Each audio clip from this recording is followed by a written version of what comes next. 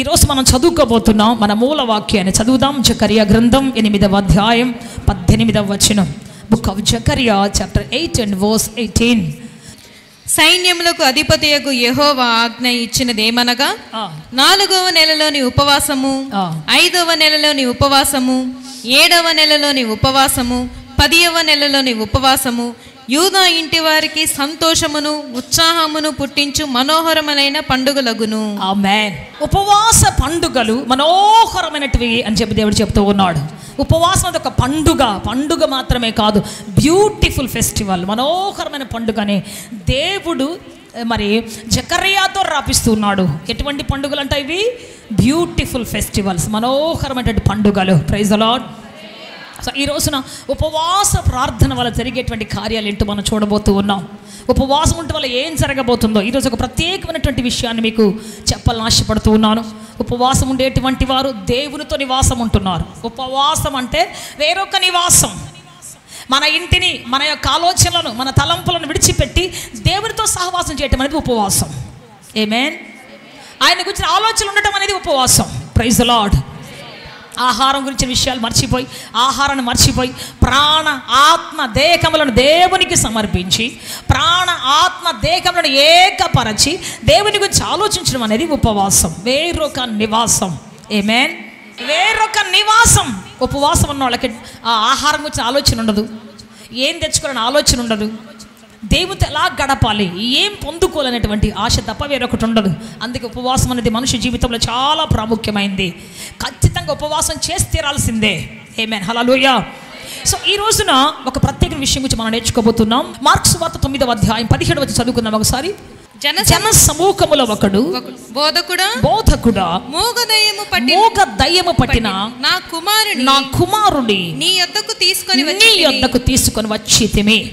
అది ఎక్కడ వానిని పట్టునో అక్కడ వానిని పడద్రోయును. అప్పుడు వాడు నురుగు కార్చుకొని పండ్లు కొరుకుకొని మూర్ఛిల్లును. దానిని వెళ్ళగొట్టుడని నీ శిష్యులను అడిగితిని, కానీ అది వారి చేత కాలేదని ఆయనతో చెప్పెను. Praise the lord. సో ఇక్కడ ఒక ఇన్సిడెంట్ ఉంది. ఒక తండ్రి తన కుమారుని తీసుకొని వచ్చాడు, ఒక యవనస్తుడిని తీసుకొని వచ్చి చెబుతున్నాడు. అక్కడ యేసు ప్రభు రాగానే చెబుతున్నాడు, అయ్యా ఈరోజు నా బిడ్డని నీ శిష్యుడి దగ్గర తీసుకొచ్చానయ్యా. ఎందుకంటే నా కుమారుడు ఒక మూగ దెయ్యము చేత పట్టబడి ఉన్నాడు. కింద మూగాత్మ అని ఉంటుంది. ఏ ఆత్మ చెప్పండి? ఏ ఆత్మ? మూగ దయ్యముతో పట్టబడ్డాడు. ఆ దయ్యం ఏంటంటే మూగ ఆత్మతో పట్టబడ్డాడు. అయితే నీ శిష్యులకు తీసుకొచ్చాను అయ్యా స్వస్థపరచమని, వాని వల్ల కాలేదయ్యా అని చెప్పాడు. శిష్యులు ఎవరు చెప్పండి? యేసుతో పాటు 24/7 ఉండేటువంటి వాళ్ళు, యేసయ్యతో పాటు ఆయన మాటలు వింటూ బ్రతుకుతున్నటువంటి వాళ్ళు. అద్భుతాలు చూశారు, ఆశ్చర్యకాలు చూశారు. ఉదయాన్నే ప్రార్థనకి వెళ్తారు, యేసయ్యతో పాటు ఎక్కడికంటే అక్కడ ప్రార్థనకి వెళ్తారు. వాళ్ళు ఎన్నో అద్భుతాలు చూశారు. చచ్చిపోయిన లాజరు లేపడం చూశారు కదా, ఎన్నో అద్భుతాలు చూశారు వాళ్ళు. అటువంటి వాళ్లకు ఒక మూగ దయ్యం పట్టిన ఒక వ్యక్తిని, ఒక యవనస్తుడిని విడిపించడం చేత కాలేదు. అప్పుడు దేవుడు గద్దిస్తున్నాడు, అల్ప విశ్వాసులారా నేను మీతో ఎంతకాలం ఉంటాను అని చెప్పేసి తర్వాత గద్దించి ప్రార్థన చేశాడు. మనం చూద్దాం ఏమని చెప్పి ప్రార్థన చేశాడు. అందుకు ఆయన గుంపుగూడి తన యొద్దకు పరిగెత్తుకొని వచ్చుట యేసు చూచి, మూగవైన చెవిటి దయ్యమా వానిని వదిలి పొమ్ము. జాగ్రత్తగా వినాలి. మూగవైన చెవిటి దయ్యమా చెప్పాలి, అందరూ చెప్పాలి. ఏ దయ్యం చెబుతున్నాడు ఇక్కడ? ఆయన ఏం చెప్పాడు? అయ్యా మూగ దయ్యం పట్టింది అయ్యా అని తండ్రి చెబుతున్నాడు. యేసు ప్రభు దేన్ని గద్దిస్తున్నాడు? మూగవైన చెవిటి దయ్యమా అని 2 ఆత్మలు గలటువంటి దయ్యాన్ని గద్దిస్తూ ఉన్నాడు. వారిని వదిలి పొమ్ము, ఇక వానిలోనికి ప్రవేశింపవద్దని నీకు ఆజ్ఞాపించున్నానని చెప్పి ఆ అపవిత్రాత్మను గద్దించెను. అప్పుడు అది కేక వేసి వానిని ఎంతో విలవిలలాడించి వదిలిపోయెను. అంతటా వాడు చచ్చిన వాని వలె ఉండెను గనుక అనేకులు వాడు చచ్చెననుకొనిరి. అయితే యేసు వాని చెయ్యి పట్టి వాని లేవనెత్తగా వాడు నిలువబడెను. ఆయన ఇంటిలోనికి వెళ్ళి తరువాత ఆయన శిష్యులు మేమెందుకు ఆ దయ్యమును వెళ్ళగొట్టలేకపోతామని ఏకాంతమున ఆయనను అడిగిరి. అందుకు ఆయన, చదవండి ఆ మాట, అందరూ చదవండి ఆ మాటని. 29 verse. అందుకాయన ప్రార్థన వలననే కానీ మరి దేని వలనైనను ఈ విధమైనది వదిలిపోవుట అసాధ్యమని చెప్పాను. ప్రార్థన అనే చోట చిన్న ఫుట్ నోట్లో 2 అనే అంకె ఉంటుంది. కింద మీరు చూస్తే 2 అనే సంఖ్య చూస్తే ఎట్లుంటుందంటే ఉపవాసము వలననే అని వ్రాయబడి. చప్పలు కూడా బిగ్గరగా దేని మాయపరుస్తాడు. హల్లెలూయా. మోగవైన చెవిటి దయ్యం ఎలా వదిలిపోతుందంటే శిష్యులు చెప్పారు, అయ్యా మేమెందుకు ఎలగొట్టలేకపోయాం, నువ్వు ఒక్క మాటతో ఎలగొట్టేసేసావు, ఏంటి నాయన రహస్యం ఏంటి అంటే ఆయన చెప్పాడు, ఇది ప్రార్థన వలననే పోతుంది. ఏ ప్రార్థన వల్ల? ఉపవాస ప్రార్థన వలననే ఇటువంటి దయ్యము వదిలిపోతుంది. హల్లెలూయా. ఇట్లాంటి దయ్యం వదలాలంటే, మూగ దయ్యములు వదలాలంటే, చెవిటి దయ్యములు వదలాలంటే ఖచ్చితంగా ఏ ప్రార్థన ఉండాలి? ఉపవాస ప్రార్థన. హల్లెలూయా. అందరూ చెప్పండి, ఉపవాస ప్రార్థన. ఈ రోజున మన జీవితంలో అనేక మోగ దయ్యాలు ఉన్నాయి, చెవిటి దయ్యాలు ఉన్నాయి. తెలుసా మీకు? మన చెవులను సాతాను మూసివేసి ఎన్నిసార్లు వాక్యం చెప్పినా, ఎన్నిసార్లు గద్దించినా వినబడకుండా, మన మనసులో వినబడకుండా ఉన్నటువంటి పరిస్థితి ఉంది. కారణం ఏంటంటే మన చెవులను చెవిటి ఆత్మ పట్టింది. మొట్టమొదటిగా మోగ ఆత్మ. మోగ ఆత్మ అంటే నోరుంటుంది, మాటలొచ్చు, పలుకొచ్చు, కానీ మాట్లాడం. సాతాను పట్టినప్పుడు మీరు చాలా మంది చర్చిలోకి వస్తారు గమ్మగా బెగ తీసుకొని కొంచెం నిలబడతారు. ఏం పాటలు పాడినా, ఏం ఆరాధన చేసినా అసలు మాకు పట్టలేదే అన్నట్టుగా, ఏదో వచ్చాం నిలబడ్డాం, సెల్ ఫోన్ వస్తే బయటికి వెళ్ళిపోతాం, ఫ్రెండ్స్ వస్తే మాట్లాడుకుంటాం, ఎవరైనా వచ్చారంటే వెనక్కి వెళ్ళిపోతాం. సో ఏంటంటే అసలు వినం, దేవుడి మాట వినడానికి ఇష్టపడం, ప్లస్ తిరిగి దాన్ని స్తుతించడానికి, ఆరాధించడానికి. అందరూ స్తుతిస్తుంటే మనం ఎక్కడో ఆలోచిస్తాం.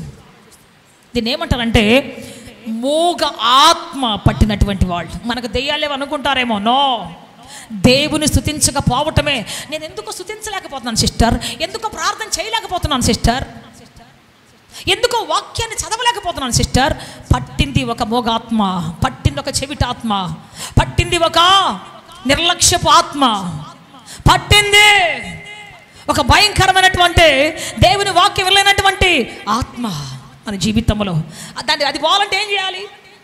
మా కోసం ప్రార్థన చేయండి అని మనం ఇంకొకళ్ళు చెబుతుంటాం. సిస్టర్ ఈ మధ్య అసలు వాక్యం చదవలేకపోతున్నాను, నా కోసం ప్రార్థన చేయండి సిస్టర్ అంటారు. అంటే నేనంటాను, ప్రార్థన చేసిన నేను కాదు, నువ్వే ప్రార్థన చేయాలి. ఉపవాసం ఉండి ఏం చేయాలి? ఒకరోజు ఉపవాసం, ప్రభువా వాక్యం అర్థం చేసుకునే శక్తి నాకు దయచే, ప్రభువా వాక్యం అర్థం చేసుకునే కృప నాకు దయచే, ప్రభువా నిన్ను ఎల్లగానే మనసారా స్తుతించే ఆ స్వరము నాకు దయచే. బైబిల్ చెబుతోంది, యెషయా గ్రంథం 38వ అధ్యాయం 18, 19 వచ్చి చదువుకుంటాం. ఒకసారి చదవండి. పాతాళంలో స్తుతి ఉండదు, తర్వాత మృతి, సచ్చిన చోట స్తుతి ఉండదు, ఆరాధన ఉండదు. ఇప్పుడు మనం ఏ స్థితిలో ఉన్నాం ఒకసారి మనం గుర్తు చేసుకోవాలి. స్తుతించలేకపోతున్నామంటే పాతాళములో ఉన్నాం. పైకి ఊరిలో ఉన్నట్టున్నాం కానీ, పైకి మందిరంలో ఉన్నట్టున్నాం కానీ, మన లైఫ్ ఎక్కడో పాతాళంలో దిగజారిపోయి దానికి క్లింక్ అయిపోయి ఉంది, దానికి అంటు కట్టుకొని ఉంది. ఏం చేయాలి ఇప్పుడు మనము చెప్పండి? పాతాళపు ద్వారములను బద్దలు కొట్టుకొని పరలోక గవిలోనికి మన జీవితం రావాలి. చప్పట్లు కొట్టాలి గట్టిగా, చెప్పాలి గట్టిగా. ఇప్పుడు చూడండి, ఈ మోగాత్మ పట్టినప్పుడు వీడికి ఏమైపోతుందంట? వీడు పళ్ళు పటపట కొరుకుతున్నాడంట. పళ్ళు కొరుక్కుంటాడయ్యా, తరచుగా అగ్నిలో పడిపోతాడయ్యా, తరచుగా నీళ్ళలో పడిపోతాడయ్యా. తన తండ్రి చెబుతా ఉన్నాడు, పళ్ళు కొరుక్కుంటా ఉన్నాడు. స్తుతి లేని చోట ఏముంటుందో తెలుసా? ఇరిటేషన్ ఉంటుంది. పళ్ళు కొరకు ప్రతి దానికి కూడా రోషం, కోపం. స్తుతించలేని చోట పళ్ళు పటపట కొరికే పద్ధతే ఉంటుంది. మీరు చూసారా సౌలుని, దావీదుని చూసారా? సౌలు ఏనాడైనా స్తుతించడం చూసారా మీరు? సౌలుని దేవుడు ఎంతో గొప్ప రాజుగా చేశాడు, సౌలుని దేవుడు ఎంతో గొప్ప చక్రవర్తిగా చేశాడు. గాడిదలు మేపుకున్నట్టు వ్యక్తిని తీసుకొచ్చి చక్రవర్తిని చేశాడు. ఏనాడైనా స్తుతి కూట పెట్టినట్టుగా మీరు చూసారా? ఏనాడైనా ఆరాధించినట్టు మీరు చూసారా? చూడలేదు. స్తుతించడం తెలియదు అతని జీవితంలో, అసలు కృతజ్ఞత చెల్లించడం తెలియదు దేవునికి. మనం మాత్రం చిన్న విషయం ఏం జరిగినా, చిన్నది ఏది దొరికినా మనకి ఒకటే చెప్పాలి, వందనాలు యేసయ్యా, థ్యాంక్ యూ యేసయ్యా, వందనాలు యేసయ్యా, స్తుతులు యేసయ్యా. స్తుతిని నోటిని వదలకూడదు. ఆరాధన నీ నోటిని వదలకూడదు, కృతజ్ఞత నీ నోటిని వదలకూడదు. హల్లెలూయా, హల్లెలూయా, హల్లెలూయా. సో సౌలు ఎప్పుడూ స్తుతించలేదు, అందువల్ల సౌలు ఎప్పుడు పళ్ళు కొరుకుతూ ఉండేవాడు, ఇతరుల వైపు విషపు చూపు చూసేవాడు, విషపు చూపు చూసేవాడు, పళ్ళు కొరుకుంటుండేవాడు. కోపం, రౌద్రం, రోదన, అతని జీవితం అంతా సంతోషం లేకుండా బతికింది. సింహాసనం ఉంది, చెప్పండి, రాజుగారి సింహాసనం ఉంది, రథములు ఉన్నాయి, గుర్రములు ఉన్నాయి, అతని చుట్టూ గొప్ప సైన్యం ఉంది, పంచభక్ష పరమాణాలు ఉన్నాయి, రాజవస్త్రాలు ఉన్నాయి, కిరీటం ఉంది, రాజదండం ఉంది. మనసులో మాత్రం ఏముంది? పాతాళం ఉంది. చెప్పండి, ఏముంది? ఎందుకని? అయ్యో గాడిదలు కాసుకునే నేను ఇంత పెద్ద సింహాసనం ఎక్కానే, అయ్యా ఎంత గొప్ప దేవుడు అయ్యా, స్తోత్రం అయ్యా చెప్పలేదు. అయ్యో గాడిదల కోసం వెతుకుతున్న నన్ను తీసుకొచ్చి గుర్రముల మీద రథముల మీద కూర్చోబెట్టావే, బా ఎంత గొప్ప దేవుడు అయ్యా, నా ఎడల నీకున్న తలంపులు ఎంత గొప్పవయ్యా అయ్యా అనలేదు, స్తోత్రం చెప్పలేదు, స్తుతి చెల్లించలేదు. అందువల్ల తన జీవితం పళ్ళు కొరుక్కుంటూ ఉండేవాడు ఎప్పుడు దావీదు మీద. ఎప్పుడు యుద్ధమే, ఎప్పుడు పోరాటమే, ఎప్పుడు సగడమే. సందు దొరికిందా దావీదుని చంపాలని వెళ్ళిపోతూ ఉండేవాడు. అతనికి ఎప్పుడు అతనిలోనికి ఒక దురాత్మ చోటు చేసుకుంది. స్తుతి లేని చోట ఖచ్చితంగా పాతాళం ఉంటుంది, పళ్ళు కొరుక్కునే పరిస్థితి ఉంటుంది. నిప్పుల్లో అంటే కోపములో ఏమంటారంటే ఆ కోపాగ్ని, రోషాగ్ని, కోపము. ప్రతి మనిషి జీవితంలో కోపం, స్తుతి లేని చోట, దేవుని కృతజ్ఞత చెల్లించని చోట ఖచ్చితంగా కోపం ఉంటుంది. ప్రతి ఒక్కరి మీద కోపపడుతుంటారు. వాళ్ళ వాళ్ళు ఎట్లా అయిపోయా, వీళ్ళ వాళ్ళు ఎట్లా అయిపోయా, నా జీవితాన్ని వాళ్ళు పాడు చేశారు, నా బ్రతుకుని వీళ్ళు పాడు చేశారు, వాళ్ళ వాళ్ళు ఎట్లా అయిపోయా. ప్రతి నిమిషం ఎవరినో ఒకరు దూషిస్తూ వాళ్ళు పటపడ కొరుక్కొని బతకాల్సిందే మన జీవితం. కానీ స్తుతించడం నేర్చుకున్నావంటే, చెప్పండి, స్తుతి చేయడం నేర్చుకున్నావంటే, ఆరాధించడం నేర్చుకున్నావంటే నీ జీవితంలో నీ పగ తీర్చుకునే పరిస్థితులన్నీ దేవుడు టేక్ ఓవర్ చేస్తాడు. ఆయన పగ తీర్చుకుంటాడు, నిన్ను పరలోక రాజ్యంలో ప్రశాంతంగా నిలబెడతాడు ఆయన. చెప్పాలి గట్టిగా, చప్పట్లు కొట్టి. పగ తీర్చుకోవడం ఆయన వంతు. నువ్వు స్తుతిస్తూ ఉంటే నీ స్తుతి ఆకాశానికి ఎగసిపోతుంది, స్తుతి సింహాసనం వేయబడుతుంది. ఆ స్తుతి సింహాసనం మీద దేవుడు దిగి వచ్చి కూర్చుంటాడు. ఆయన దిగి వచ్చి నిన్ను నడిపిస్తాడు. చెప్పాలి గట్టిగా. మరి దావీదు విషయం చూడండి, ఉన్న ఉద్యోగం పోయింది, తల్లిదండ్రులకు దూరం అయిపోయాడు, అన్నదమ్ములకు దూరం అయిపోయాడు, బంధువులకు దూరం అయిపోయాడు, భార్యకు దూరం అయిపోయాడు, పెళ్ళైన కొత్తలోనే దూరం అయిపోయాడు, పెళ్ళైన కొద్ది రోజులకి దూరం అయిపోయాడు. భార్య చెప్పింది, నువ్వు పారిపో నాయనా, నీతో పాటు నేను రాలేను, మీ కాలు నువ్వు కూడా రా, మీ కాలు నాకు భయంగా ఉంది, నాకు ధైర్యం చాలట్లేదు, ఒక్కసారి నాతో నువ్వు కూడా రా, నిన్ను వదిలేసి ఉండలేను అంటే, భలేవాడివే, నేను రాజకుమార్తెని, నీతో పాటు కొండల్లో లోయల్లో తిరగటం నేనేమైనా ఆఫ్టర్ ఆల్ అనుకున్నావా, వెళ్ళిపో, చంపకుండా నిన్ను పంపిస్తున్నాను సంతోషపడు, మా డాడీకి అప్పగించకుండా పంపిస్తాను సంతోషపడు, వెళ్ళిపో అని చెప్పేసి దావీదును ఒంటరిగా పంపించేసింది. అతని ఆమె తండ్రి దగ్గర ఉండిపోయి రాజభోజాలు అనుభవిస్తూనే ఉంది, పంచభక్ష పరమాణాలు అనుభవిస్తూనే ఉంది. అయ్యో నా భర్త అసలు ఉన్నాడా, బతికున్నాడు, చచ్చిపోయాడు, మా ఆయన చంపేశాడా, ఏ కొండలో ఉన్నాడు, అసలు ఏం తింటున్నాడు, ఏం తాగుతున్నాడు, దిగులు లేదు, చింత లేదు, చీకు లేదు, ఆమె ఉండిపోయింది. సో ఇప్పుడు దావీదుకు భార్య లేదు, దావీదుకు ఉద్యోగం లేదు, దావీదుకు తల్లిదండ్రులు లేరు, అన్నదమ్ములు లేరు, దూరంగా ఎడారిలో అరణ్యంలో బతుకుతున్నాడు. మరి అట్లాంటి దావీదు సంతోషంగా ఉండగలడంటారా? చెప్పండి, ఉండగలడా? అతని నోట్లో స్తుతిగీతాలు వస్తాయి అంటారా? అటువంటి వ్యక్తికి సంతోషం ఉంటుంది అంటారా? ఉండదు. సంతోష పరిస్థితులు లేవు, తినడానికి భోజనం లేదు, 24 గంటలు తరుముతున్నాడు శత్రువు, రాజ సైన్యం వెతుకుతుంది, జల్లెడ బట్టి లోయలు, కొండలు, కోనలు వెతుకుతున్నారు. అట్లాంటి వ్యక్తికి ఎక్కడ సంతోషం ఉంటుంది? ఎక్కడ సంతోషంగా బ్రతకగలడు? కానీ తన సితార తీసుకునేవాడు, కష్టములో, బాధలో, శ్రమలో, యాతనలో అన్నిట్లో సితారం తీసుకునేవాడు, సంతోషంగా పాటలు పాడుతూ ఉండేవాడు. నా కొండ నీవే, నా కోట నీవే, నా ఆశ్రయదుర్గము నీవే, నా విమోచకుడవు నీవే, నన్ను బ్రతికించే దేవుడవు నీవేనయ్యా.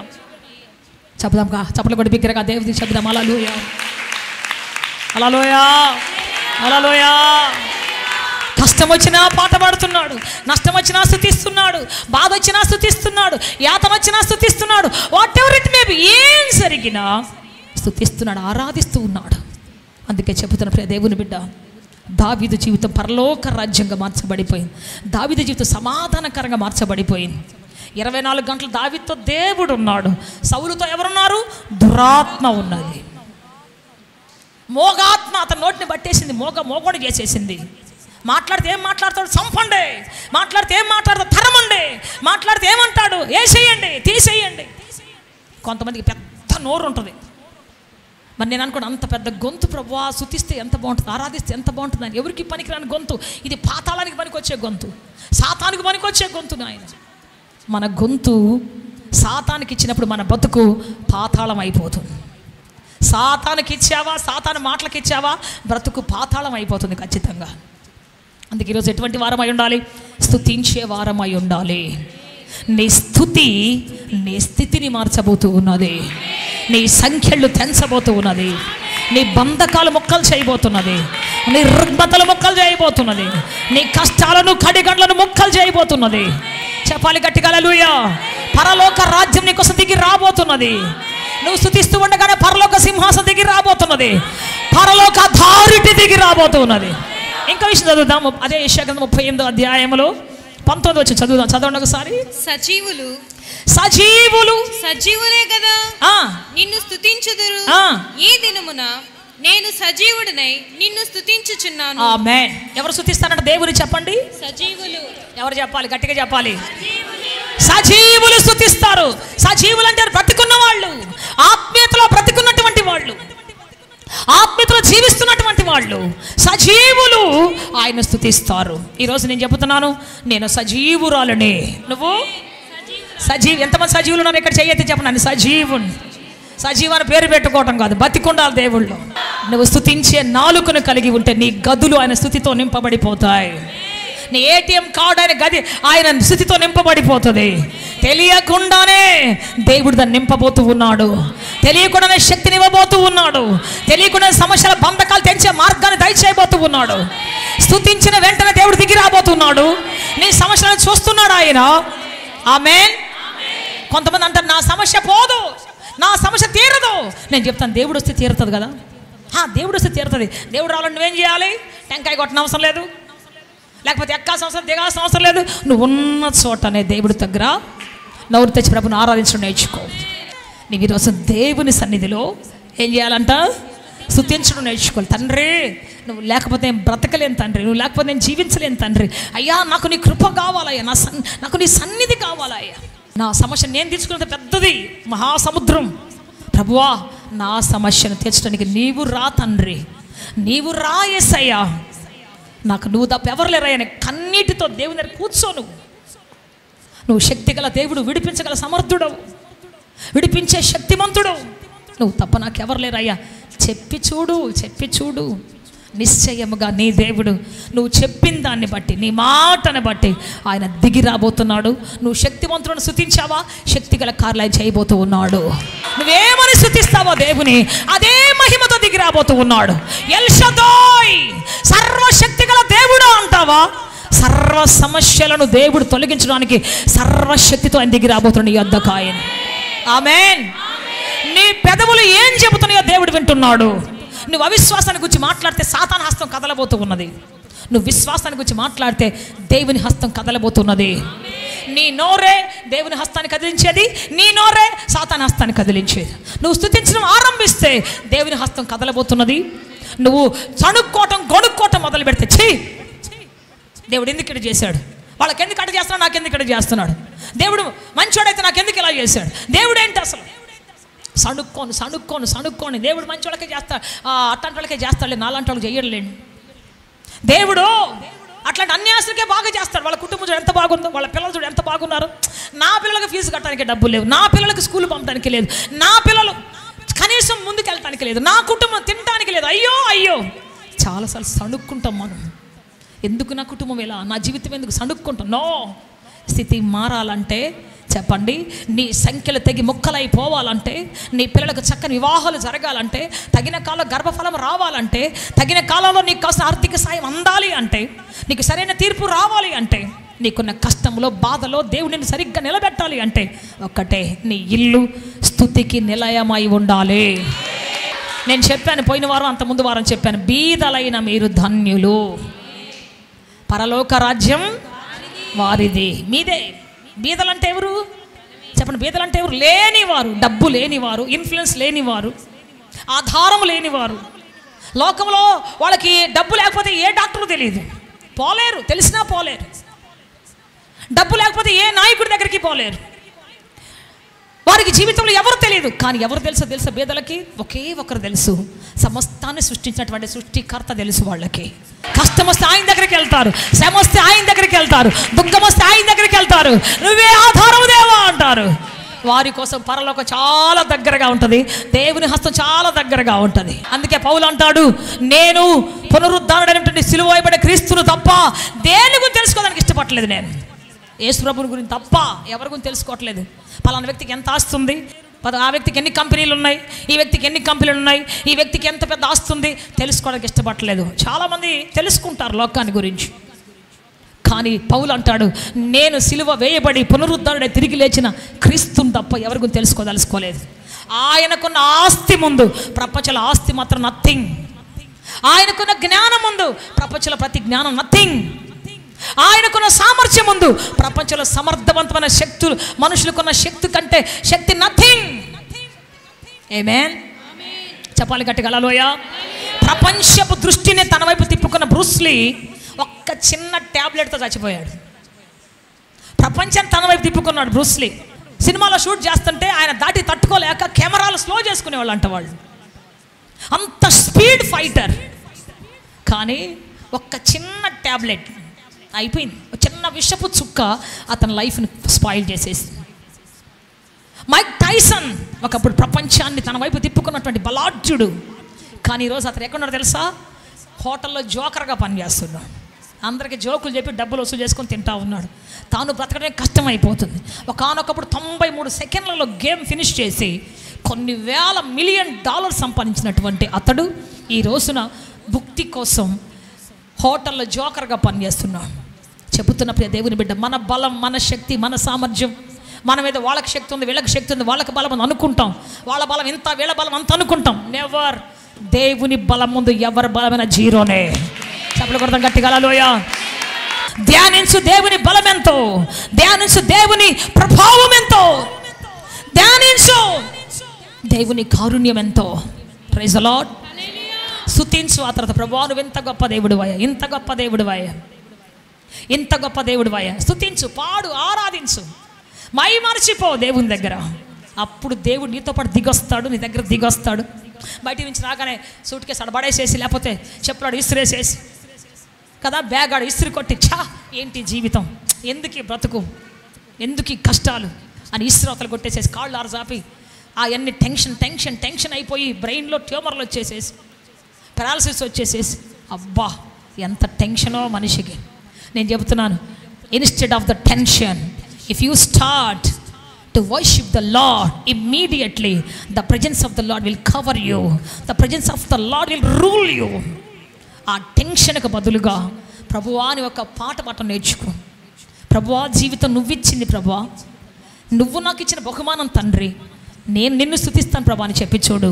ఆ స్తుతిలోనే గొప్ప విడుదల నీకు రాబోతున్నది, గొప్ప శక్తి నీకు విడుదల కాబోతున్నది. నీ దేవుడు నీ పక్కకే రాబోతూ ఉన్నాడు, గొప్ప రిలీఫ్ నీకు దయచేయబోతూ ఉన్నాడు, గొప్ప మార్గానికి దయచేయబోతూ ఉన్నాడు, శక్తివంతమైన కార్యాన్ని చేయబోతూ ఉన్నాడు. ఆమేన్. ఈ రోజు ఉపవాస ప్రార్థన వలన ఆనాడు యేసయ్య ఒక వ్యక్తి యొక్క మోగాత్మను గద్దించాడు కదా, ఈ రోజు నువ్వేం చేయబోతున్నావు అంటే నీ మోగాత్మ నువ్వే గద్దించబోతూ ఉన్నావు. ఎంతమందికి ఇష్టం నా నోట్లోంచి మోగాత్మ వెళ్ళిపోవాలి, స్తుతి ఆత్మ రావాలి, ఉల్లాస ఆత్మ రావాలి నా జీవితంలో, సమాధాన ఆత్మ రావాలి నా జీవితంలో, శక్తి గల దేవుని దించే ఆత్మ రావాలి. చప్పట్లు కొట్టి గట్టిగా హల్లెలూయా. ఈ రోజు నేను కమాండ్ చేయబోతున్నాను, ఆజ్ఞాపించబోతున్నాను. ఈ ఉపవాస ప్రార్థనలో మోగాత్మ వెళ్ళిపోవాలి నా దగ్గర నుంచి, స్తుతి ఆత్మ రావాలి నా దగ్గరికి, స్తోత్రపు ఆత్మ రావాలి నా జీవితంలోనికి. The spirit of praise, the spirit of praise and worship, it should come in my life. నా జీవితంలో రావాలి రావాలి, స్తుతి ఆత్మ రావాలి. చేతెత్తి చెబుదాం అందరం కూడా, స్తుతి ఆత్మ రావాలి నా జీవితంలో. అందరూ చేతెత్తి గట్టిగా చెబుదాం, గట్టిగా చెబుదాం. దేవుని మందిరం అంటే ఇంట్రెస్ట్ లేకుండా చేస్తున్న సాతానుకి, పాట అంటే ఇష్టం లేకుండా, స్తుతి అంటే ఇష్టం లేకుండా చేస్తున్నటువంటి నిన్ను నిర్వీర్యంగా, నిర్జీవంగా, పనికిరాని వ్యక్తిగా మార్చివేసినటువంటి ఆత్మను గద్దించబోతున్నావు ఈ రోజున నువ్వు. ఎందుకు? ఉపవాసం ఆ శక్తి ఉంది. ఉపవాసం వలన ఇటువంటిది పోవటం సాధ్యం అన్నాడు దేవుడు. ఇటువంటి వాటిని గద్దించడం సాధ్యం అన్నాడు దేవుడు. ఇటువంటి వాటిని కమేలు చేయడం సాధ్యం అన్నాడు దేవుడు. చెప్పాలి గట్టిగా హల్లెలూయా. ఈరోజు నాలో మోగాత్మ నిర్మూలమైపోవాలి. నా చేతి కట్టిన సంఖ్యల్లో తెగి ముక్కలైపోవాలి. ధారాళంగా నేను చప్పట్లు కొట్టాలి ఈ రోజున. హార్ట్లో ఉన్నటువంటి బ్లాకేజీలు, శరీరంలో బ్లాకేజీలు, వెన్నుపూసలో బ్లాకేజీలు నువ్వు చప్పట్లు కొడుతుంటే అన్నీ సరిగా కాబోతున్నాయి. చెప్పాలి గట్టిగా. స్తుతించే వారికి బ్రెయిన్ ట్యూమర్లు రావు, ఆరాధించే వారికి హార్ట్ అటాక్లు రావు, వెన్నుపూసల సమస్యలు రావు. ఎందుకు? ఇక్కడ చప్పట్లు కొడుతుంటే ఇక్కడ ఉన్నటువంటి సెన్సార్స్, ఈ ఫింగర్స్లో ఉన్నటువంటి సెన్సార్స్ అన్నీ కూడా మరి దేవుని ఆ రక్తాన్ని స్పీడ్గా తీసుకొని పోబోతున్నాయి. అన్ని అవైలు తీసుకొని పోబోతున్నాయి. ఎక్కడెక్కడ బ్లాకేజెస్ ఉన్నాయో అన్ని పటాపంచలు కాబోతున్నాయి. నీ బ్రెయిన్ సరిగ్గా పని చేయబోతున్నది. నీ ఇమ్యూనిటీ సిస్టమ్ సరిగ్గా పని చేయబోతున్నది.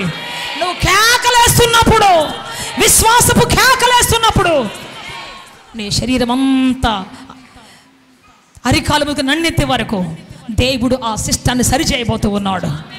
ఆమేన్. ఈ రోజున నిద్రాత్మ, నిర్లక్ష్యపు ఆత్మ, మోగాత్మ, చెవిటాత్మ అన్ని పోవాలి, మన జీవితంలోంచి వెళ్ళిపోవాలి. చెప్పాలి గట్టిగా హల్లెలూయా. పౌలు శీల గురించి చెప్పాలి. నేను పౌలు శీల గురించి చెప్పాలి. అపోస్తలుల కార్యాలు 16వ అధ్యాయంలో మనం చూస్తే బుక్ ఆఫ్ యాక్ట్స్ 16:25 చెప్పండి గట్టిగా, చదవండి ఒకసారి. అయితే మధ్యరాత్రి వేళ పౌలును శిలయు దేవునికి ప్రార్థించుచు కీర్తనలు పాడుచుండిరి. కీర్తనలు పాడుతున్నారు మధ్యరాత్రి వేళ. ఎక్కడా? ఖైదీలు వినుచుండిరి. చెప్పండి ఎక్కడా? జైలు. ఎక్కడండి? చెరసాల్లో. మందిరంలో కదా? చెరసాల్లో. పెద్ద సభలో కదా? ఎక్కడ పాడుతున్నారు వీళ్ళు? ఇట్లాంటి మంచి సిస్టమ్ దగ్గర కాదా? కాదు. ఎక్కడ పాడుతున్నారు వాళ్ళు? చేతులు కట్టబడి, బొండలు బిగించి, కాళ్ళకు బొండలు బిగించి ఆడ పడేస్తే అక్కడ పాడుతున్నారు మధ్యరాత్రి వేళ. మూలుగులతోటి దెబ్బలు తిని రక్తం మరకలు కూడా కడగలేనట్టు స్థితిలో ఉంటే, కారిపోయిన రక్తపు సార్లు అట్లే ఉంటే అప్పుడు పాడుతున్నారంట. మనకు చిన్న తలనొప్పి వస్తే పాడలేము, స్తుతించలేము, ఆరాధించలేము. చిన్న నొప్పి ఉంటే, చిన్న కష్టం ఉంటే, చిన్న బాధ ఉంటే చెప్పండి చెయ్యలేము, స్తుతి చేయలేము. కానీ పౌలు శీల ఏం చేశారంట? కట్టి పడేస్తే, ఖైదీల మధ్యలో ఉంటే అక్కడ స్తుతిస్తున్నారు మధ్యరాత్రి వేళ. ఖైదీలందరూ వినేంత శబ్దముతో స్తుతిస్తున్నారు దేవుణ్ణి. చప్పలు కూడా బిగ్గరగా నేను మాయపరుస్తా. హల్లెలూయా. చెరసాల బద్దలు కొట్టేది ఎవరో తెలుసా? స్తుతించేవారు. ఎన్ని సమస్యలు ఎదురొచ్చినా, ఎన్ని కష్టాలు ఎదురొచ్చినా పరిపాలిస్తున్నా కొంతమంది ఉంటారు స్తుతించి ఆరాధించేటువంటి వాళ్ళు ఏం చేయబోతున్నారంటే సాతాను రాజ్యం మీద డైరెక్ట్గా దండెత్తబోతూ ఉన్నారు. చెప్పాలి గట్టిగా. సాతాను రాజ్యం మీద, పునాదుల మీద డైరెక్ట్గా దండెత్తబోతున్నారు. దేవుని ఆయుధం ఏంటో తెలుసా? నేను చెప్పాను దేవుని ఆయుధం ఏంటి. ఇర్మియా గ్రంథం 51వ అధ్యాయం నేను మీకు మొన్న చెప్పాను. 51వ అధ్యాయం 20వ వచనం. నీవు నాకు గండ్రగొడ్డలి వంటి వాడవు, యుద్ధ ఆయుధం వంటి వాడు. నీ వలనే నేను, జాగ్రత్తగా వినాలి, నీ వలన నేను జనములను విరగొడతాను. నీ వలన రాజ్యాలను విరగొడతాను. నీ వలన పురములను రౌతులను విరగొడతాను. నీ వల్ల రథములను వాటిని ఎక్కిన వారిని విరగొట్టుచున్నాను. అబ్బా, ఎవరు దేవుని ఆయుధం? ఎవరు?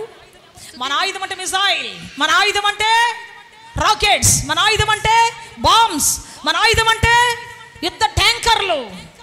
కానీ దేవుడు ఆయుధం ఏంటో తెలుసా? దేవుడు ఆయుధం ఎవరు తెలుసా? నువ్వే దేవుడి ఆయుధము. చప్పట్లు కొట్టి గట్టిగా. నువ్వే ఆయుధం. నీతోనే యుద్ధం చేస్తాడు నీ పక్షాన. Praise the lord. దావీదు పక్షాన దేవుడు యుద్ధం చేశాడు. కానీ ఎవరితో చేపించాడు? దావీదుతోనే చేపించాడు దేవుడు. ఎవరు ఆయన ఆయుధం? ఎవరు? దావీదే ఆయన ఆయుధం. చెప్పాలి గట్టిగా హల్లెలూయా.